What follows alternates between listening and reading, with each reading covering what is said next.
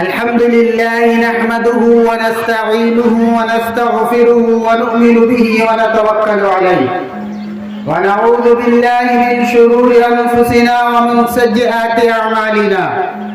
من يهده الله فلا مضل له ومن يضلله فلا هادي له ونشهد أن لا إله إلا الله ونشهد أن محمدا عبده ورسوله صلى الله تعالى على خير خلقه محمد وآله وصحبه أجمعين أما بعد قال الله تبارك وتعالى في القرآن الكريم والفرقان الحميد أعوذ بالله من الشيطان الرجيم بسم الله الرحمن الرحيم قد أفلح من تزكى وذكر اسم ربه فصلى بل تؤثرون الحياة الدنيا والآخرة خير وأبقى إن هذا لفي الصحف الأولى صحف إبراهيم وموسى. میرے محترم بزرگوں اور دوستوں، سب سے پہلے تو میں اپنی جانب سے آپ تمام لوگوں کو عید سعید کی پرخلوص مبارکباد پیش کرتا ہوں۔ اس کے بعد ہم سب سے پہلے اللہ رب العزت کا شکر ادا کرتے ہیں کہ اس مالک حقیقی نے ہم سب کو ایمان کی دولت بخشی، اور اللہ تبارک و تعالی نے ہم سب کو رمضان المبارک جیسا مقدس مہینہ عنایت فرمایا۔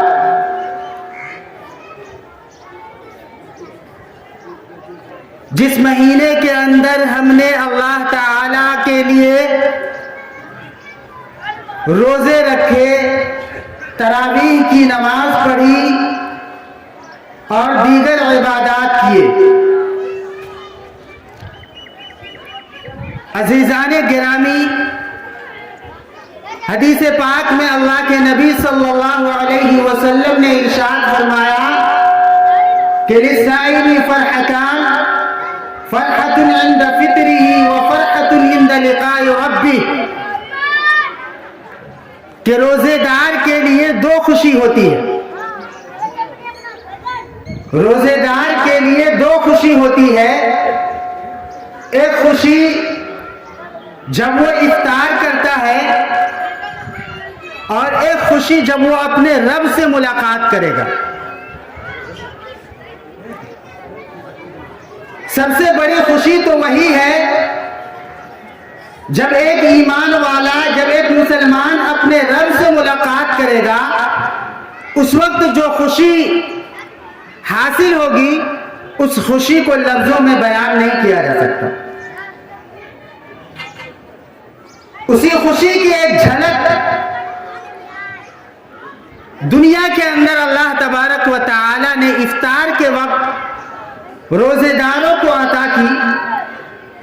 کہ جب روزے دار دن بھر کا بھوکا پیاسا مغرب کے وقت افطار کے لیے بیٹھتا ہے اور افطاری شروع کرتا ہے، اور افطار کے اندر وہ جو چیزیں کھاتا ہے پیتا ہے، ان چیزوں کے اندر وہ لذت محسوس ہوتی ہے جو پورے سال میں لذت محسوس نہیں ہوتی۔ افطار کے وقت جو ہم شربت پیتے ہیں، پورے سال آپ وہ شربت پیئیں گے تو وہ لذت محسوس نہیں ہوگی جو افطار کے وقت محسوس ہوتی۔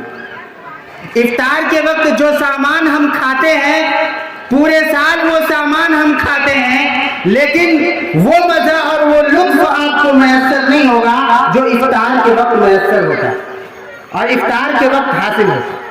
اس لیے حدیث میں کہا گیا کہ للصائم فرحتان، فرحۃ عند فطرہ وفرحۃ عند لقاء ربہ، کہ روزے دار کے لیے دو خوشی ہوتی ہے، ایک خوشی جب وہ اپنے رب سے ملاقات کرے گا، اور ایک خوشی جب وہ افطار کرے گا۔ بعض علماء نے افطار کے وقت خوشی کا یہی مطلب تحریر کیا ہے کہ جب وہ افطار کرتا ہے تو جو چیزیں وہ کھاتا ہے اس کے اندر وہ لذت محسوس کرتا ہے، وہ چاشنی محسوس کرتا ہے، جو پورے سال میں وہ لذت، وہ چاشنی اور وہ کیفیت محسوس نہیں کر پاتا۔ اور بعض علماء کرام نے لکھا ہے کہ اس افطار سے مطلب جب ایک ایمان والا، جب ایک مسلمان اپنے پورے 30 روزے مکمل کر لیتا ہے اور 30 روزے مکمل کرنے کے بعد عید کے دن جب وہ مکمل طور پر افطار کرتا ہے، مکمل طور پر اللہ تعالیٰ کی مہمانی کا لطف اٹھاتا ہے، تو وہ جو فرحت اور خوشی محسوس کرتا ہے وہ خوشی مراد اور وہ لذت مراد۔ بہرحال اللہ تبارک و تعالی نے ہم سب کو جو یہ عید کا دن عطا فرمایا ہے، یہ کیوں عطا فرمایا؟ یہ اس لیے عطا فرمایا کہ ہم سب نے اللہ کے لیے رمضان المبارک کے روزے رکھے، اور جو ہم سے ہو سکا ہم نے اللہ تعالیٰ کی عبادت کی، تراویح کی نماز پڑھی اور دیگر عبادات ہم نے کی۔ اس کے نتیجے میں اور اس کے شکرانے میں اللہ تبارک و تعالی نے ہم سب کو یہ عید عنایت فرمائی اور یہ عید الفطر کا دن عطا فرمایا، تاکہ میں اپنے ایمان والے بندوں کی مہمانی کر سکوں اور اپنے ایمان والے بندوں کو ان کا انعام عطا کر سکوں۔ میرے محترم بزرگوں اور دوستو، یہ انعام کا دن ہے، یہ مغفرت کا دن ہے، یہ بخشش کا دن ہے۔ آپ نے پورے مہینے محنت کی، اللہ تعالیٰ کے لیے روزے رکھے اور تراویح کی نماز پڑھی اور دیگر عبادات کی، تو اللہ تبارک و تعالیٰ نے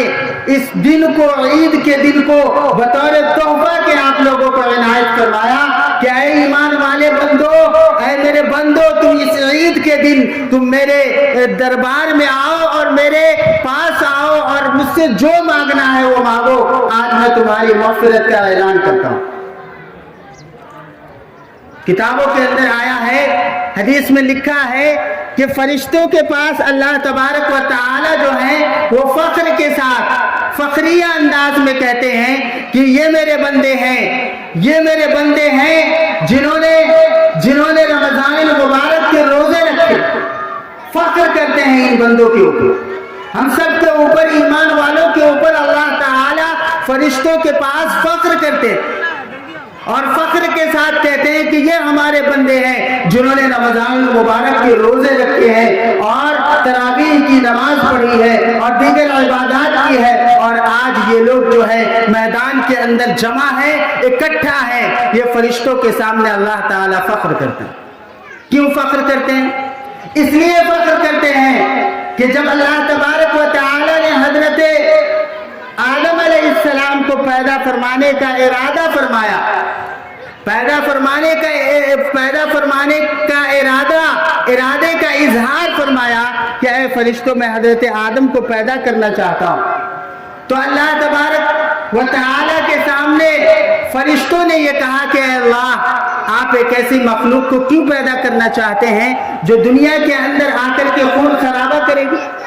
دنیا کے اندر فساد پیدا کرے گی، دنیا کے اندر جھگڑے لڑائی کرے گی؟ فرشتوں نے اعتراض کیا۔ جب اللہ تبارک و تعالی نے حضرت آدم علیہ السلام کو پیدا کرنے کا ارادہ فرمایا تو فرشتوں نے اعتراض کیا کہ اللہ، آپ ایسی مخلوق کو کیوں پیدا فرما رہے ہیں جو دنیا کے اندر آئے گی اور دنیا میں آنے کے بعد بگاڑ اور فساد اور جھگڑا اور لڑائی کرے گی؟ کیونکہ ان فرشتوں کو معلوم تھا کہ اللہ تبارک و تعالی نے حضرت آدم علی نبینا علیہ السلام سے پہلے جناتوں کو پیدا کیا تھا، اور یہ جنات دنیا کے اندر فساد پھیلائے تھے اور دنیا کے اندر جھگڑے اور لڑائی کیے تھے۔ تو فرشتوں کو معلوم تھا کہ کہیں ایسا نہ ہو کہ حضرت آدم علیہ السلام کو پیدا کرنے کے بعد یہ مخلوق بھی دنیا کے اندر بگاڑ اور فساد کو برپا کرے۔ لہذا محترم حضرات، جیسا کہ آپ لوگوں کو معلوم ہے کہ عیدگاہ قدیم میں عید الفطر کی نماز کا وقت 7:50 پر رکھا گیا ہے. اب وہ وقت ہونے ہی والا ہے، لہذا آپ حضرات سے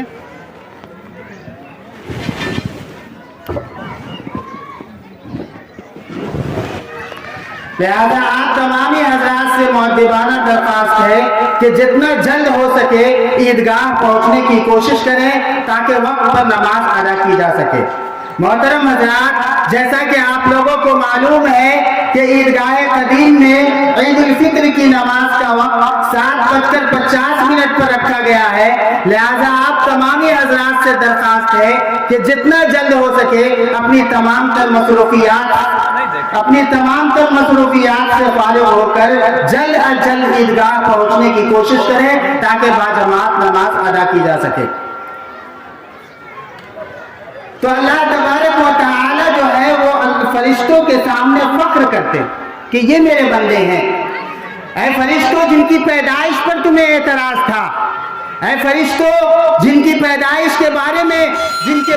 تم یہ کہتے تھے کہ دنیا میں جا کر کے یہ بگاڑ اور فساد کو برپا کریں گے، آج وہی میرے بندے میرے لیے، اللہ کے لیے، صرف میرے لیے اور میری خوشنودی کے لیے اور مجھ کو راضی کرنے کے لیے انہوں نے روزے رکھے ہیں. ان کے گھر میں ٹھنڈا پانی موجود تھا، ان کے پاس کوئی بھی شخص موجود نہیں تھا، یہ گھر کے اندر تنے تنہا تھا اور اس کے پاس پانی بھی موجود تھا اور کھانے کے لیے کھانا بھی موجود تھا، لیکن صرف میرے ڈر اور میرے خوف کی وجہ سے اور مجھے خوش کرنے کے لیے اور مجھے راضی کرنے کے لیے اس نے پانی نہیں پیا، اس نے کھانا نہیں کیا. اے فرشتوں جن کی پیدائش پر تمہیں اعتراض تھا، میرے ان بندوں کو دیکھو کہ کس طریقے سے انہوں نے میرے لیے عبادت کی ہے. میں نے ان بندوں کے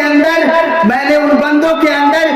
تو شر کا مادہ بھی رکھا ہے، گناہ کا مادہ بھی رکھا ہے اور نیکی کا مادہ بھی رکھا ہے، اس کے باوجود انہوں نے نیکی کی. اے فرشتوں تم تو صرف نیکی کرتے ہو، تمہارے اندر ہم نے صرف خیر کا مادہ رکھا ہے، تم صرف میری تسبیح بیان کرتے ہو، تم چاہ کر کے بھی گناہ نہیں کر سکتے، لیکن یہ میرے بندے گناہ کر سکتے ہیں لیکن اس کے باوجود انہوں نے اللہ کی نافرمانی نہیں کی. اللہ تعالیٰ کو خوش کرنے کے لیے رمضان المبارک کے روزے رکھے اور دیگر عبادات کی. اے فرشتوں تم یہ بتاؤ کہ وہ مزدور جس نے اپنی مزدوری پوری کر لی ہو اس کو کیا دیا جائے؟ تو فرشتے کہتے ہیں کہ اللہ جس مزدور نے اپنی مزدوری پوری کر لی ہو، جس مزدور نے اپنا کام مکمل کر لیا ہو، اس کا حق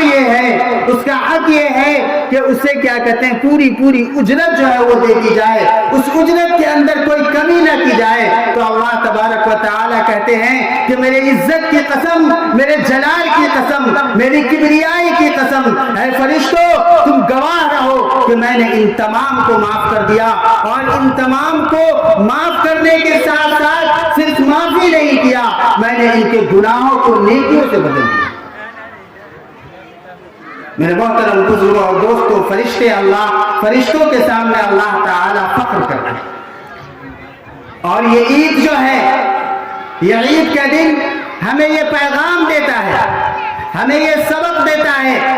کہ ہم عید کے دن ان دکھے لوگوں کو، ان پریشان حال لوگوں کو، ان غریبوں کو، ان یتیموں کا بھی خیال رکھے جن کے پاس روپے نہیں، پیسے نہیں، جو اپنی غربت کی وجہ سے، جو اپنی مفلسی کی وجہ سے وہ صحیح سے عید نہیں منا سکتے، عید کی خوشیوں میں شامل نہیں ہو سکتے. عید کا یہ پیغام، عید ہمیں یہ پیغام دیتا ہے کہ ہم ایسے غریبوں کو، یتیموں کو اور ایسے ضرورت مندوں کی ضرورت کا مکمل طور پر خیال رکھے اور بھرپور ان کی مدد کرے اور بھرپور ان کا خیال رکھے تاکہ وہ بھی صحیح طریقے سے اپنی عید منا سکے اور عید کی خوشیاں جو ہے وہ حاصل کر سکے. نبی کریم صلی اللہ علیہ وسلم نے اپنی امت کو یہ تعلیم دی ہے اور صحابہ کرام کو یہ تعلیم دی ہے، اور صرف تعلیم نہیں دی، اللہ کے نبی صلی اللہ علیہ وسلم نے عمل کر کے بھی بتلایا. کتابوں کے اندر لکھا ہے کہ ایک مرتبہ اللہ کے نبی صلی اللہ علیہ وسلم عید کی نماز پڑھنے جا رہے تھے. محترم حضرات، جیسا کہ آپ لوگوں کو معلوم ہے کہ عیدگاہ قدیم میں عید الفطر کی نماز کا وقت 7:50 پر رکھا گیا ہے، وہ وقت ہونے ہی والا ہے۔ 7:42 ہو چکے ہیں، لہذا آپ تمامی حضرات سے مؤدبانہ درخواست ہے کہ جتنا جلد ہو سکے عیدگاہ پہنچنے کی کوشش کریں تاکہ وقت پر نماز ادا کی جا سکے۔ اللہ اکبر، اللہ اکبر، لا الہ الا اللہ، واللہ اکبر، اللہ اکبر وللہ الحمد۔ تو اللہ کے نبی صلی اللہ علیہ وسلم نے یہ تعلیم دی کہ اپنے معاشرے میں، اپنے سماج میں، اپنے گاؤں میں جو معاشی اعتبار سے کمزور ہو، جو غریب ہو،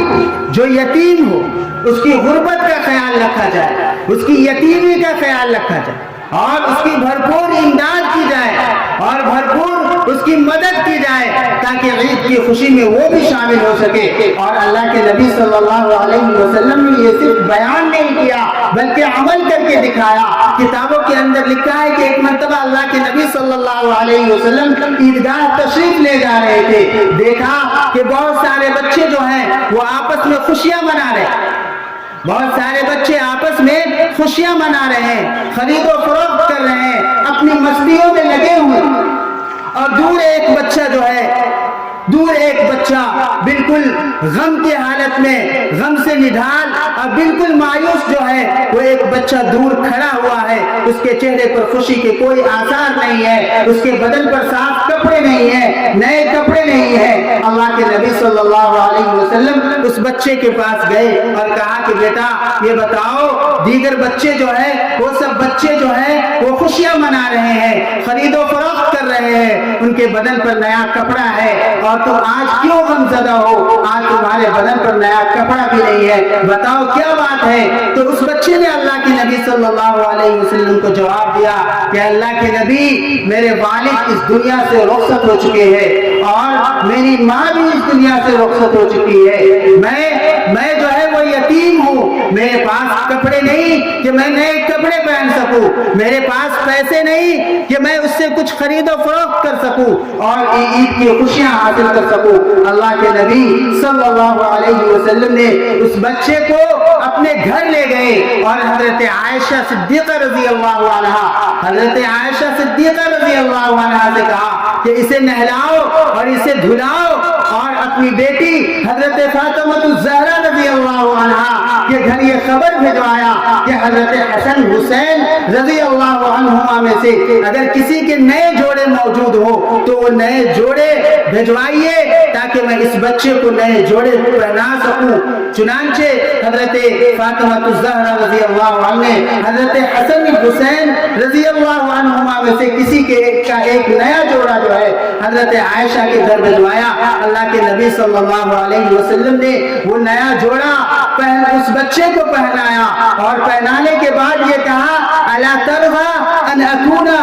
اكون ابوك، اے بچے کیا تو اس بات سے راضی نہیں کہ میں تیرا باپ ہوں، اور عائشہ امک، اور عائشہ تمہاری ماں ہے، اے بچے کیا تو اس بات سے راضی نہیں کہ میں تیرا باپ ہوں اور عائشہ تیری ماں ہے۔ یہ بات سننا تھا کہ بچے کی آنکھوں میں آنسو آ گئے، اور بچے نے خوشی سے گلے لگایا، اور پھر اس کے بعد اللہ کے نبی صلی اللہ علیہ وسلم اس بچے کو ساتھ لے کر کے عیدگاہ گئے ہیں۔ اور روایت میں آتا ہے، بعض روایات میں ہے کہ ایک طرف جو ہے وہ حضرت حسن اور حسین رضی اللہ عنہ تھے، اور دوسری طرف جو ہے وہ بچہ تھا۔ بعض روایات میں یہ بھی آتا ہے کہ اللہ کے نبی صلی اللہ علیہ وسلم نے اس یتیم بچے کو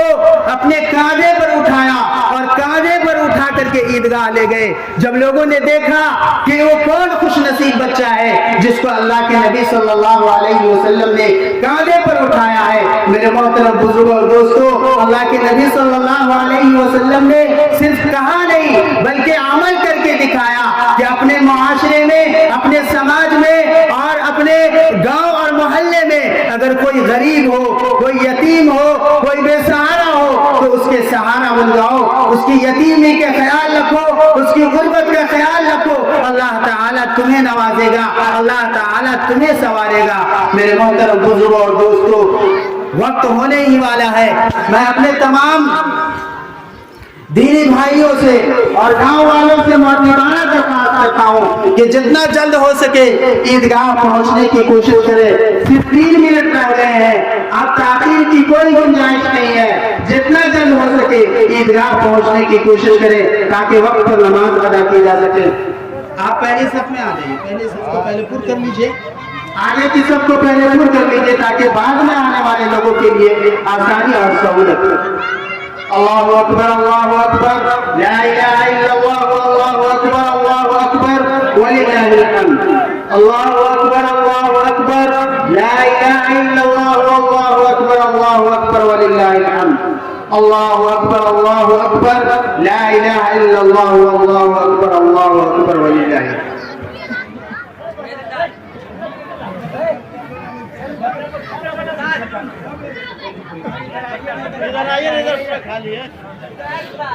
आगे तो इधर बढ़ जाइए, इधर बाएं तरफ आ जाइए, बाएं तरफ खाली जगह,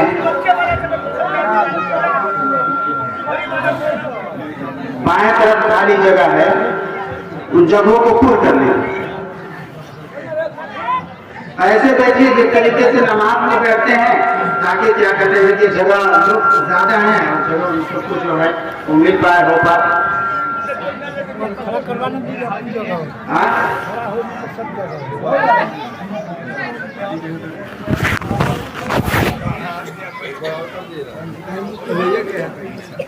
मोहतरम हज़रात, जो लोग रास्ते में हैं वो जल्द दौड़ करके ईदगाह पहुंचने की कोशिश करें क्योंकि 7:49 हो चुका है, सिर्फ 1 मिनट बाकी रह गया है। लिहाजा आप हज़रात जल्द पहुंचे ताकि वक्त पर नमाज अदा की जा सके।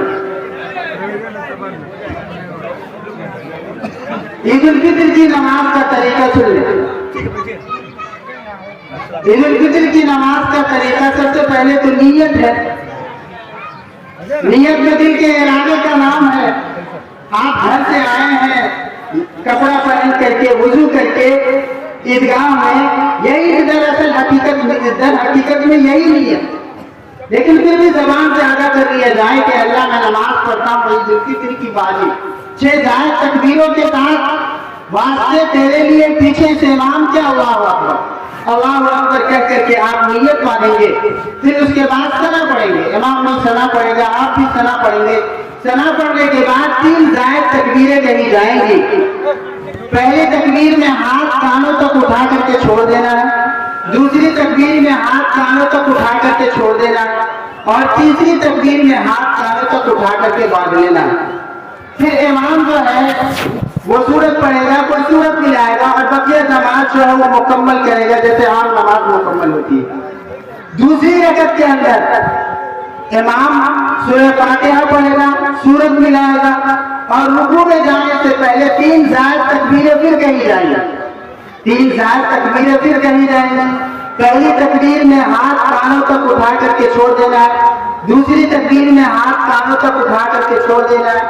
और तीसरी तकबीर में भी हाथ